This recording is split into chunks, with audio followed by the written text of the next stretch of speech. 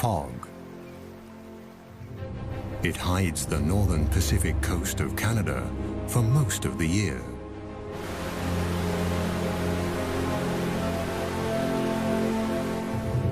This is the Great Bear Rainforest, a forest full of mysteries and wild creatures.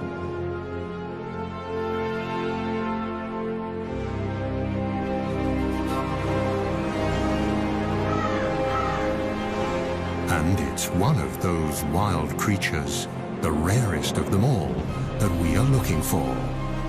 Mochkmo, the spirit bear.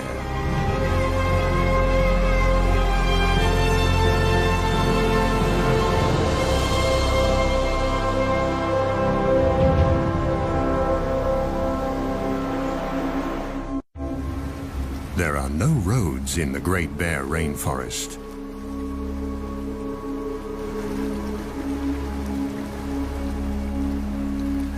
This labyrinth of islands is best accessible by boat.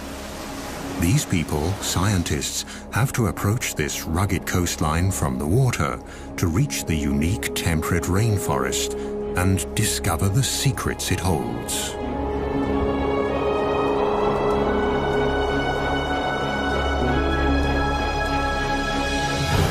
Few regions on our planet produce as much biomass as this rainforest.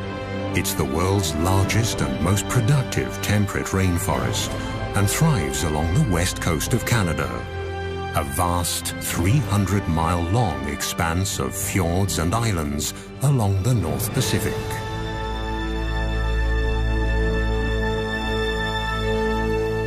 Since time immemorial, these islands and forests have been home to Tsimshian nations of the Gitga'at community.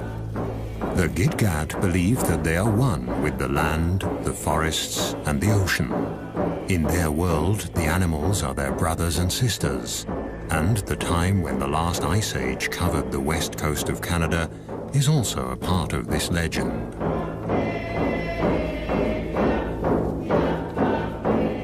Raven, the creator, wanted to leave a memento of the ice age, and so he decided that every 10th bear should have white fur.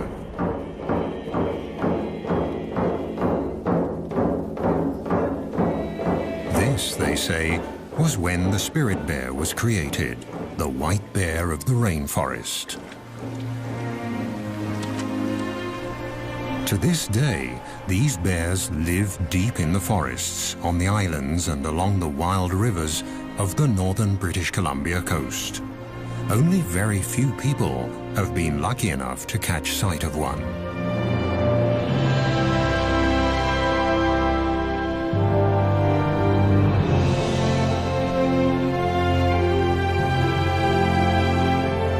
Like a gigantic wall of granite, the coast mountains block the clouds that roll in from the Pacific Ocean, causing them to rise up and drop their moisture.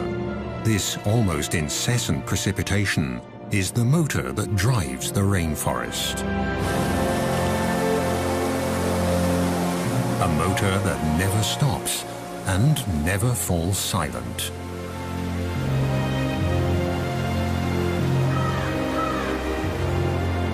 Everything in the rainforest, the rocks, the living and dead trees, are covered with a thick growth of mosses that have an important task.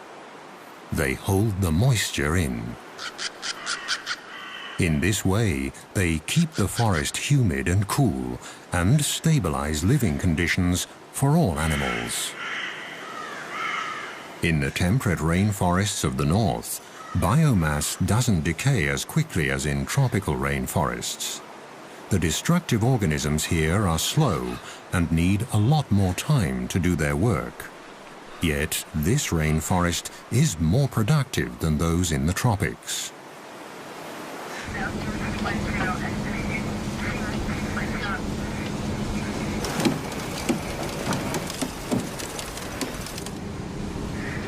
In this remote region, it isn't easy to do research or even travel at all. Very few smaller boats venture this far north along the wild, rainy coast. The only chance to find the bears is when they come down to the streams for the one big event of the year. The arrival of the salmon in late summer. For now, though, all is quiet.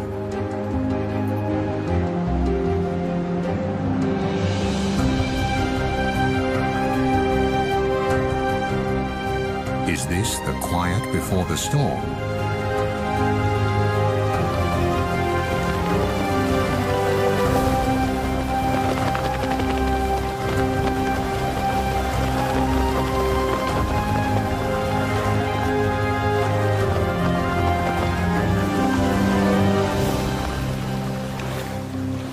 On the outer islands, the group discovers a pack of coastal wolves. These rather small wolves are a genetically distinct subspecies of the grey wolves that live further inland. They've been isolated here on the islands since the last ice age, and one aspect of their behavior is unique. They're the only wolves that feed on fish. In fact, they live on fish and beached carcasses of marine mammals.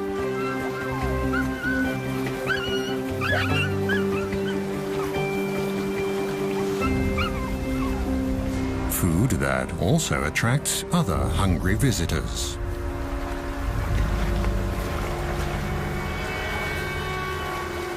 But the pups have nothing to fear from the black bear. During the spring and summer months, the bears eat berries and grass, and they move slowly to save energy because there are not enough nutrients in the grass to help them gain weight.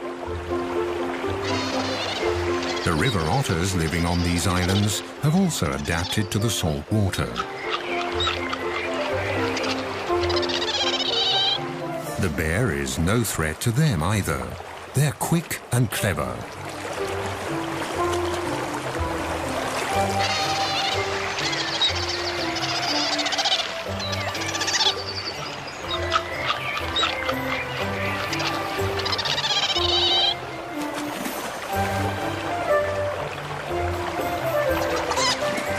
The intertidal zone is their buffet. Mussels, small crabs and fish are their favorites, and they're always inquisitive explorers.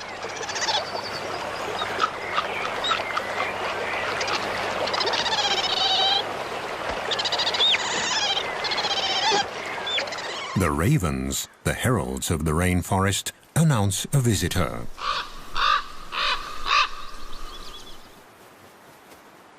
Marvin Robinson is a Tsimshian guide and a member of the Gitga'at First Nation. He's also looking for the salmon and the bears, the secret spirit bears. This forest means a lot for me. Like about 18 years ago, this is the very spot that I've seen my first spirit bear. So prior to that, it was all hush-hush about this bear, the sacred bear really to us. And we weren't even allowed to talk about it anytime. We were told to keep quiet if we seen one, don't tell nobody. It was a special treat to whoever got to see one. You know, there was very few that got to see one of these rare bears. And ever since I started, we've found some really special places that we keep to ourselves.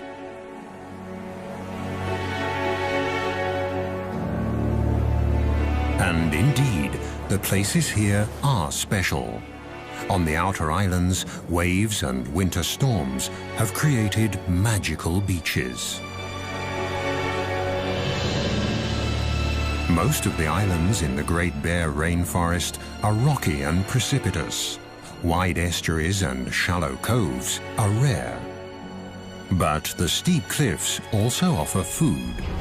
Here, with a little luck, a visitor could get a first glimpse of the mystic animal the experts are looking for, the famed spirit bear, one of the rarest animals on Earth.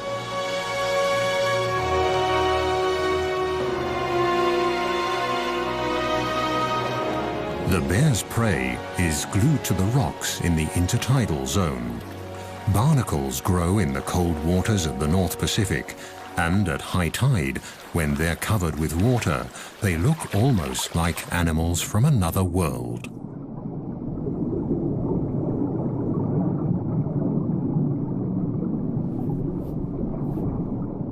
Their feathery arms filter plankton out of the water. It's hard to believe that these little creatures are related to crabs.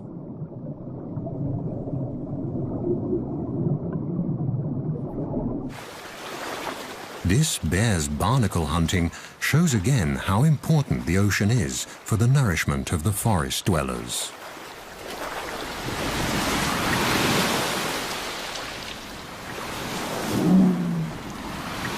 And there's enough nutrition to feed even the largest animals that roam the waters, the whales. At low tide, barnacles and mussels are exposed along the rocky shores. Their shells are closed tight. For the spirit bear, detaching them from the rocks is no problem, and the reward is a very tasty snack.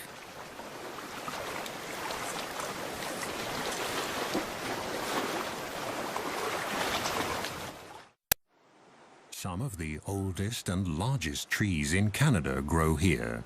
The giant Sitka spruce, the ancient yellow and red cedars, and the hemlock, trees that need the cool, the fog, and the rain. They are the foundation of the temperate rainforest.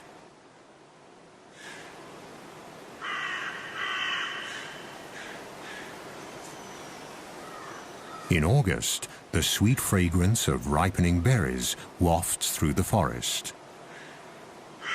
Bright red huckleberries, elderberries, salal and blueberries, and many others grow in abundance.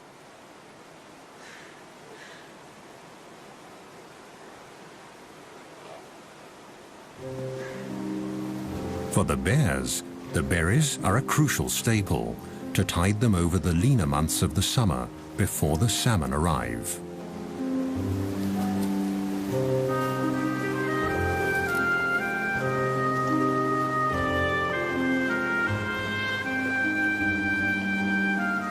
The spirit or Commodie bears are not albinos, but white black bears, a mutation that probably dates back to the last ice age. And between the rocks and the trees, white is a good camouflage. The bear's sweet tooth also helps the bushes to spread. They pass up to 400,000 seeds per day in their droppings. Thus, the plants colonize new territory.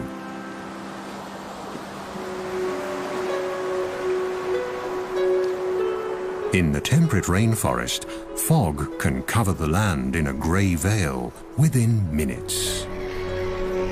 And it can plunge a sunny landscape into deep gloom. Along the mainland coast, the islands of the Great Bear Rainforest lie close together.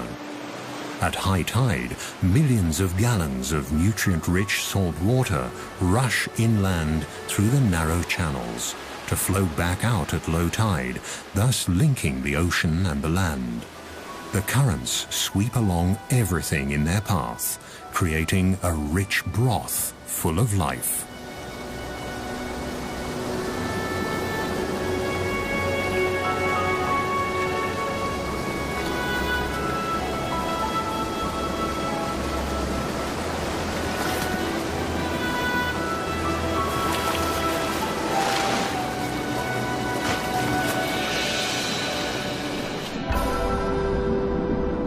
In August, huge schools of young fish migrate into the waters between the islands. Close behind the fish are the humpback whales. They throw nets of air bubbles to trap their prey.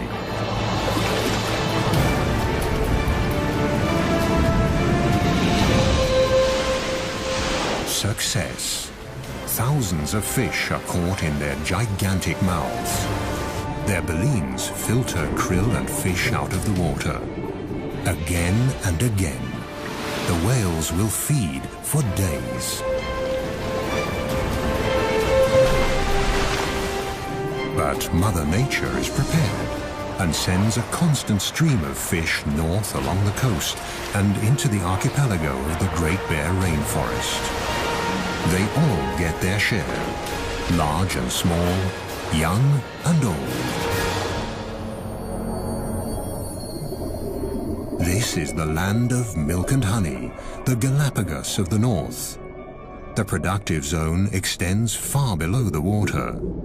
The species here are not as numerous and varied as in a tropical coral reef, but the vibrant colors and the sheer size of the underwater organisms can easily measure up to the tropics. Deeper down, among colorful mollusks and cold water corals, the ocean harbors another secret of this region, a life form from the age of the dinosaurs, a glass sponge. The intricate and beautiful structures of this 300-million-year-old organism are made of glass and very fragile. The rivers and streams of the Great Bear Rainforest wash sediment into the ocean constantly, and the nutrients slowly sink down and feed the coral. Its red branches that can thrive in this 6-degree cold water are the perfect hideout for small crabs and fish.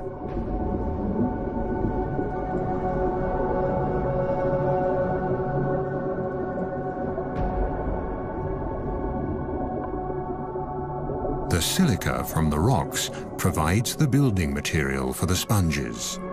With a little help in the form of sand and water, they can make glass. There are even whole glass reefs on the continental shelf, about 600 to 1,000 feet below the surface.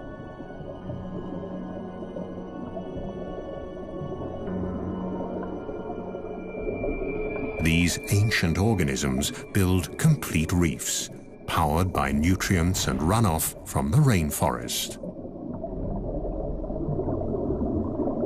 High above the reefs, a female humpback is playing with her calf.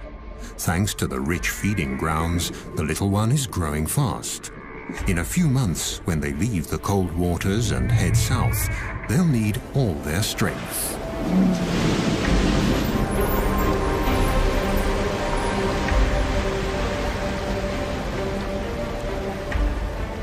The mother breaches, a behavior that can be seen quite often here.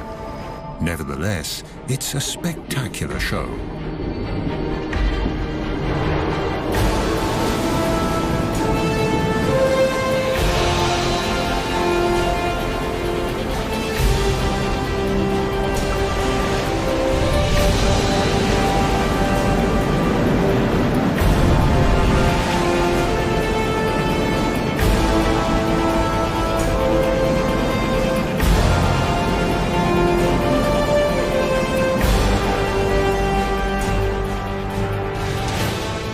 It's the beginning of September, and the fish run that all the animals here are anxiously waiting for is approaching.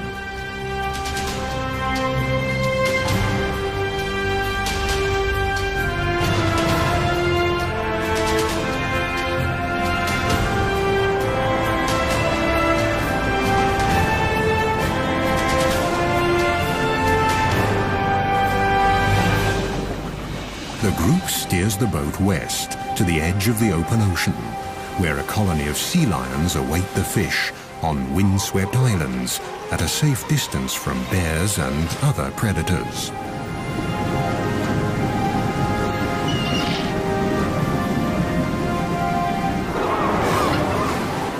The Steller sea lions are the largest of the eared seals. They're an endangered species that lives on the rugged outermost islands along the Pacific coast.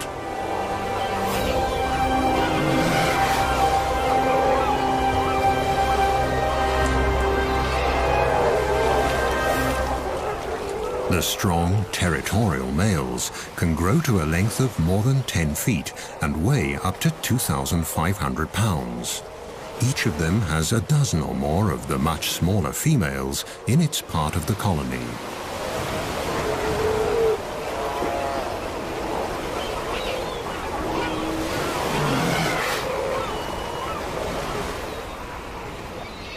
Since the 1970s, their numbers have plummeted, and scientists have yet to find out why. Overfishing of the Gulf of Alaska could be one of the reasons.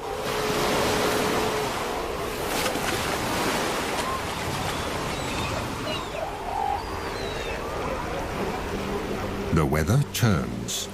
The first heavy rain of approaching autumn triggers the epic fish run.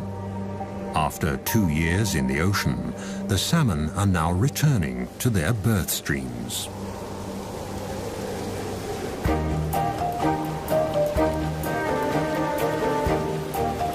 Are the fish here yet?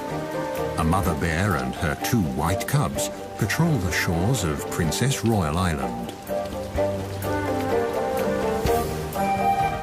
Here, 1 in 10 black bears is white. The white fur color is passed on through a double recessive gene. White cubs will only be born if both parents carry that gene. And bears with black fur can also carry the spirit bear gene.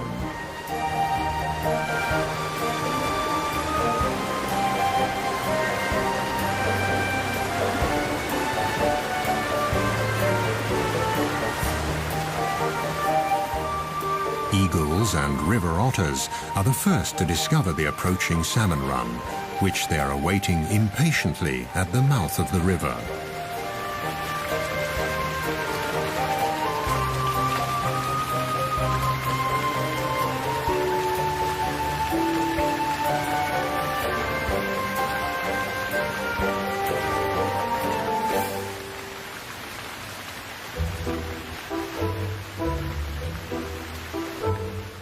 Further upriver, a black bear mother checks the water level. It's still too low for the salmon to come. This little bear will see the salmon run for the first time in his life.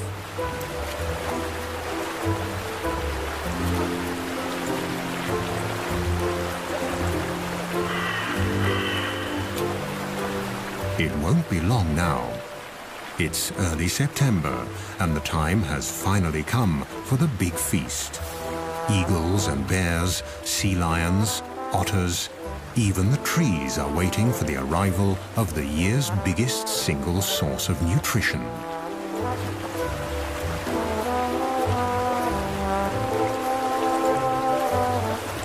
And the big feast will also complete the yearly cycle.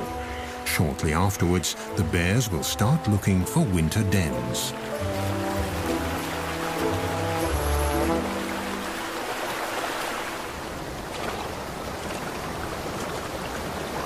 Bear tracker Marvin Robinson is hopeful.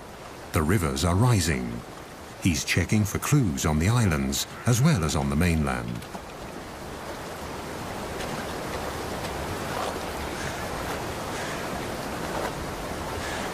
Across the channel from Princess Royal Island, a grizzly mother and her 2-year-old are also checking the waters. Grizzly bears live on the mainland, leaving the islands to the black bears.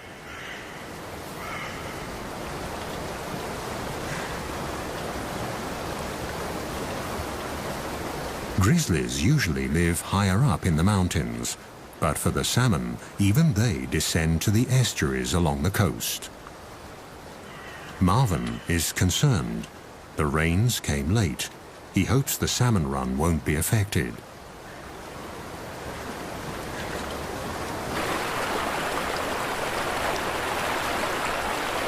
Now, at last, the water levels are rising.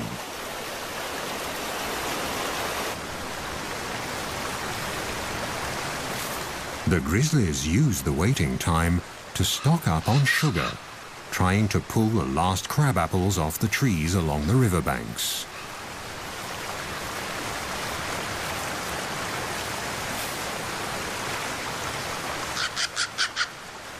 For the mother bear and her young, this will be their last winter together.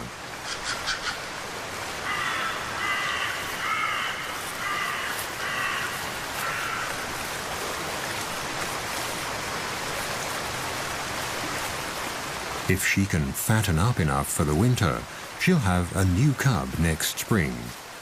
But if the salmon run isn't good enough, she'll reabsorb the already incubated egg in her womb during hibernation. Still no salmon, but now the autumn rains have really picked up. this region gets an incredible 4,500 millimeters of precipitation per year. That's 4 times the rainfall of a wet city like Vancouver, further south along the coast. This is a true rainforest. Autumn has arrived, and the first geese are migrating.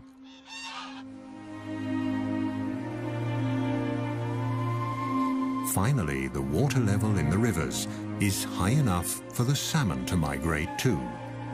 They'll return to the self-same waters where they were born, among the gravel banks upstream.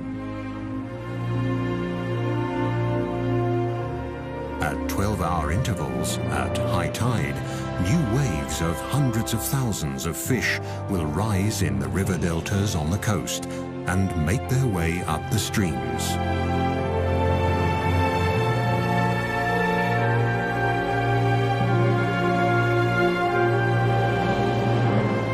The clear waters of the wild streams along the northern coast of British Columbia are the habitat the salmon need to reproduce. In this fish run, humpback and silver salmon are returning, swimming up the rivers until they taste their birth waters.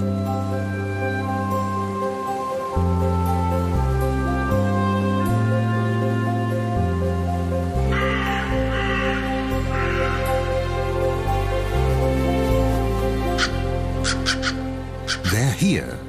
The ravens, the heralds of the forests, spread the news. It takes stamina and blind determination for the fish to get to where they have to go. It's now or never. This is their only chance to reproduce. But the predators are already lining up. From the seagulls to the otters, they all want their share. For the animals of the Great Bear Rainforest, the waiting is finally over. Now it's time for fish and caviar.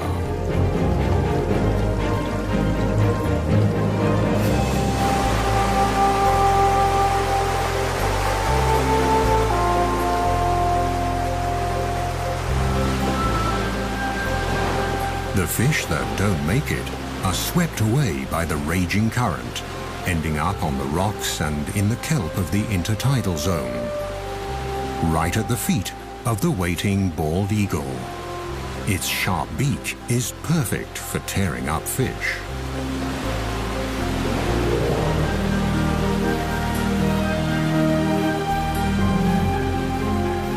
The gulls will get their fair share.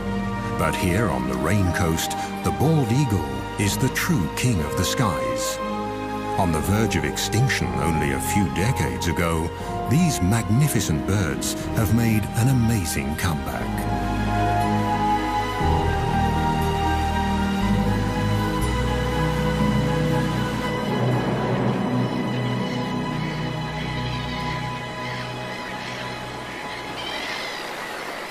On a bank in the stream, the raven patiently waits for the black bear to finish his breakfast.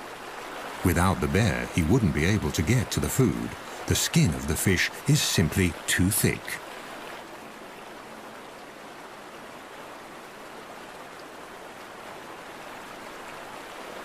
Come on, haven't you had enough yet?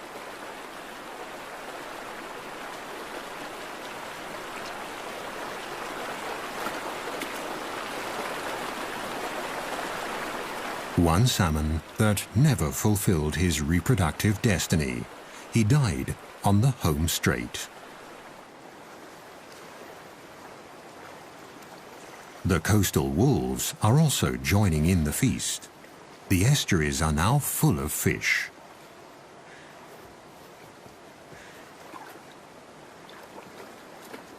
The youngsters are still learning the tricks of the salmon trade.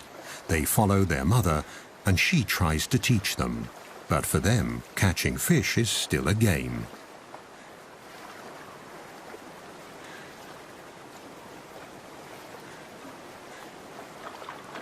In the shallow tide pools, it's easy to see and grab the salmon, which are tired, in fact almost exhausted from their long journey.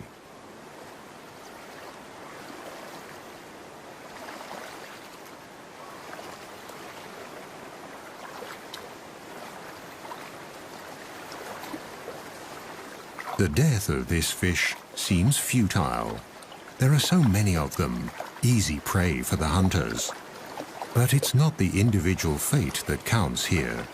With their sheer numbers, the salmon feed the whole ecosystem.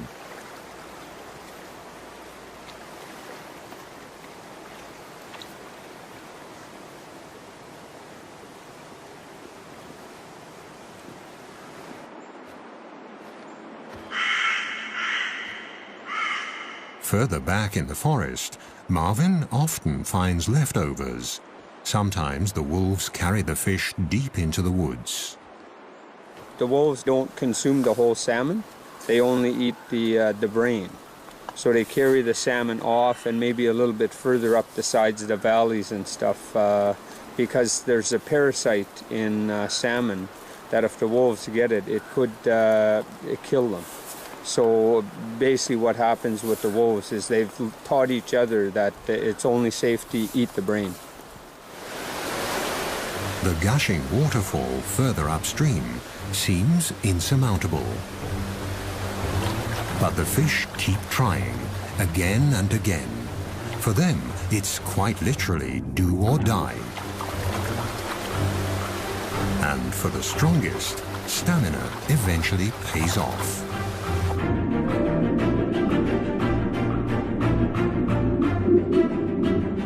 This salmon was born here 3 years ago. Now it has returned to its birthplace to spawn, in perfect sync with all the others of its generation.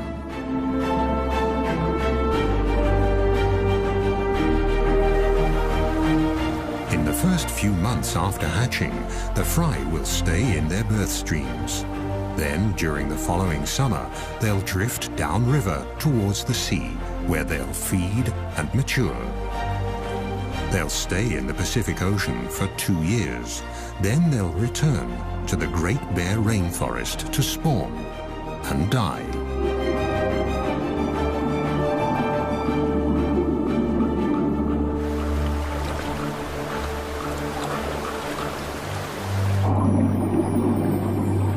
In a rush of hormones and wild abandon, the fish become oblivious to their surroundings and their predators.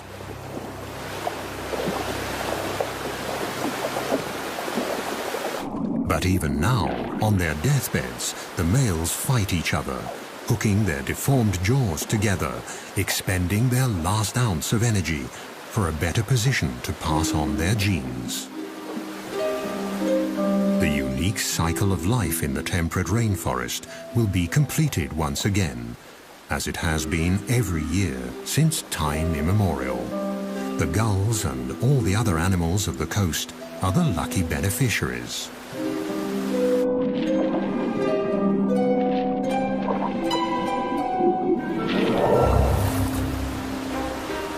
Foraging has become an easy task for the bear as well. The fish are in a daze, without much perception of their surroundings. They'll only react when the paw almost touches them. And jump is not an option anyway.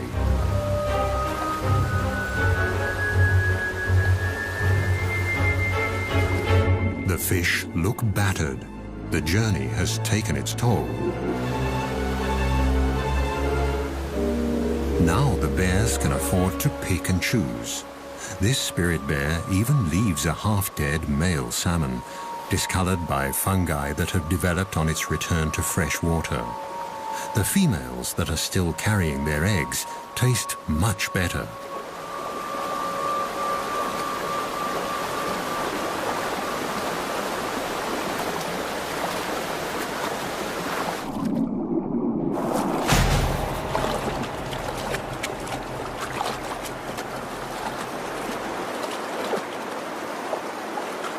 During the 10 days of this salmon run, every bear and every wolf will each carry about 1,600 fish off into the woods.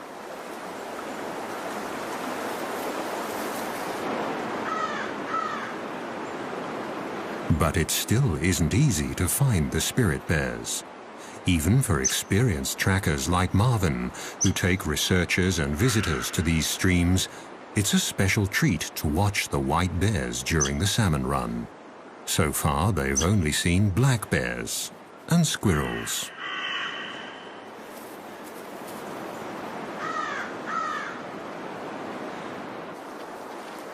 But they can watch various other animals and their behavior during the run.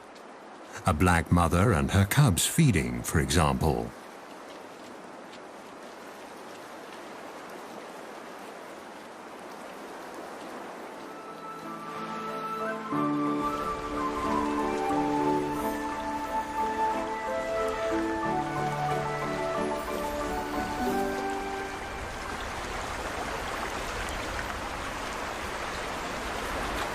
Let's see how to get to the fish. In the crystal clear water, they're easy to see, and they seem tired enough, so they should be easy prey.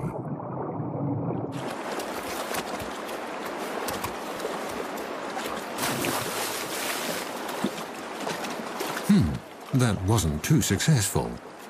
The cub might need to practice a bit to become an expert in salmon hunting.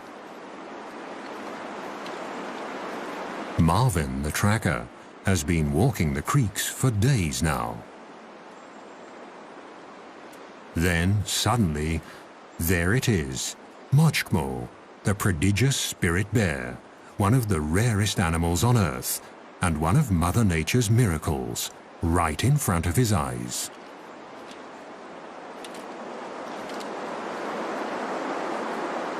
According to a scientific study, their white fur could give the Commodore bears a slight advantage in catching fish. To a salmon, the fur might look similar to a white cloud. A black shape would be more threatening. Marvin prefers to believe the legends, that the fur is a memento of the Ice Age. And the cloud hypothesis isn't proven anyway. In lean years, the white fur might make a difference. But at the peak of a good salmon run, no bear, whatever its color, has any difficulty catching fish. The bears almost work themselves into a feeding frenzy. During the rest of the year, the white and black bears rarely mingle. But now they all converge at the prime spots on the streams.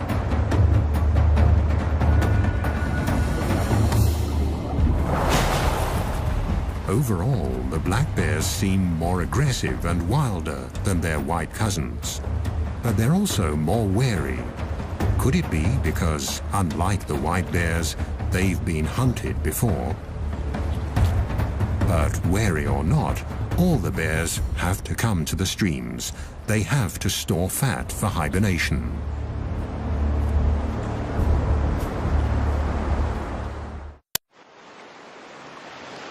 There has been enough fish here for man and beast for thousands of years. For the Great Bear Rainforest, it's a matter of survival.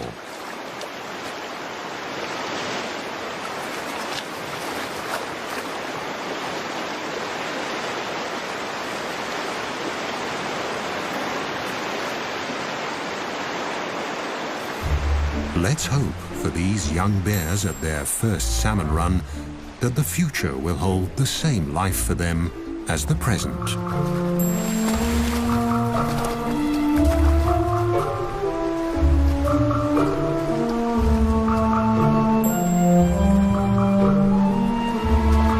According to native law, the black bears discriminate against their white siblings. When they meet, it's usually the white bear that backs off, even if it's larger.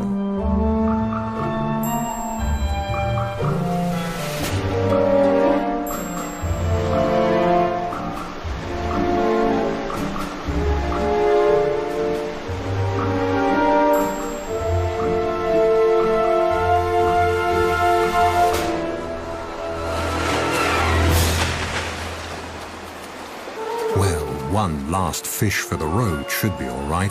There are so many of them. But the envious competitor is watching, and so the spirit bear withdraws.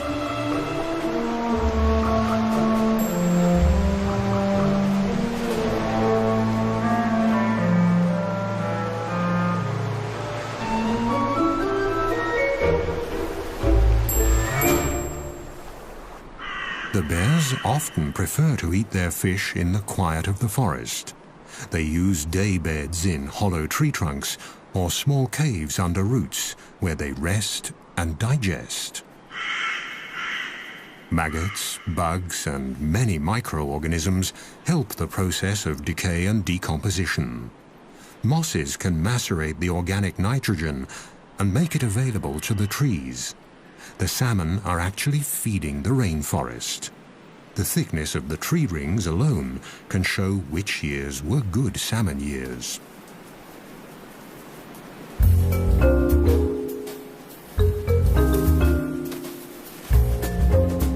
Just a few weeks later, autumn sets in. The salmon run is over, but the forest and its animals have gathered crucial reserves and strength for the winter.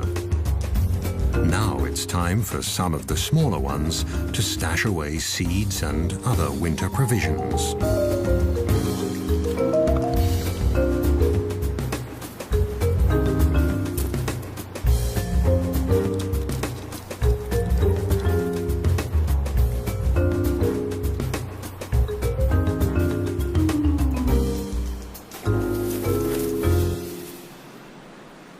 Now that the stomachs are full, silence returns to the Great Bear Rainforest. Herons and ravens take care of the leftovers of the feast. The remainder decays in or along the streams and is scavenged by the ever-present ravens. Whatever's left is swept into the ocean and becomes fertilizer, feeding the krill there. Nature almost seems wasteful, but this brief overabundance has a deeper purpose. The carcasses pass nutrients on into the water. This is their last gift to a new generation of salmon. Thus, the end of one fish run lays the foundation for the next. The parents make the ultimate sacrifice for the sake of their offspring. This cycle, already many thousands of years old, is the motor that drives the entire ecosystem of the temperate rainforest along Canada's northern Pacific coast. But it's not just the motor that makes a system function. Only if all the individual parts are in place and in the right place will the rare and special life forms along this coast survive. This is the insight the experts have come to on their way back from the expedition.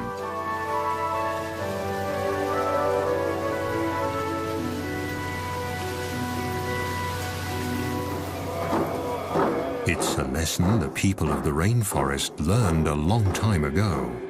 Their songs and icons tell of all the creatures of the forest and the ocean. But the spirit bear is the one special animal, the iconic species, that symbolizes the spirit of the rainforest.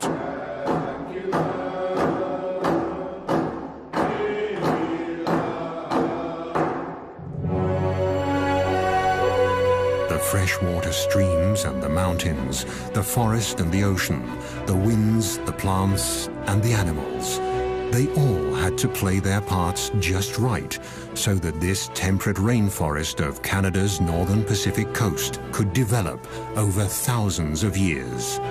It's a system that needs to stay intact, because only then will Mochgmo, the spirit bear, have a home for the future.